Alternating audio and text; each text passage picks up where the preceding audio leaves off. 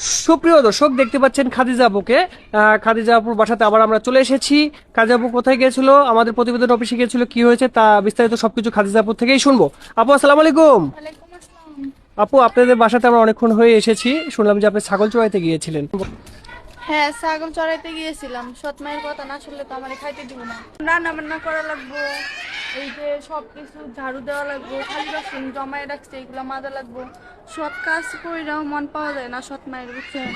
যার সৎ মা আছে সেই বুঝে যে সৎ মায়ের জ্বালা কি যন্ত্রণা। সকালে একটু ঠান্ডা ভাত খাইয়ে গেছি, ওরা রাঁধছে, রান্না বেড়া খাইছে, এখন আমার রান্না খাইতে কইতাছে। রান দেখাতে বলতেছি তাই না?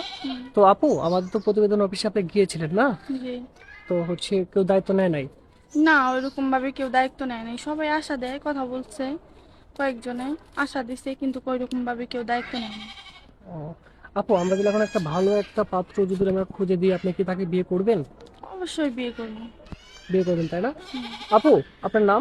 আমার নাম খাদিজা। আপনার দেশের বাড়ি? কুড়িগ্রাম। আপনার ফ্যামিলি থেকে কে আছে? বাবা আছে, মা নাই। মা আছে, সৎ মা। বললামই তো সবকিছু। সবকিছু তো শুনলাম। প্রিয় দর্শক, আপনি শুনতে পেলেন যে খাদিজা আপুর মনে কত কষ্ট।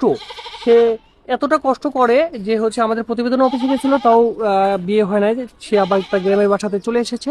যদি কোনো ভাই আপুটিকে দেখে যদি আপনার ভালো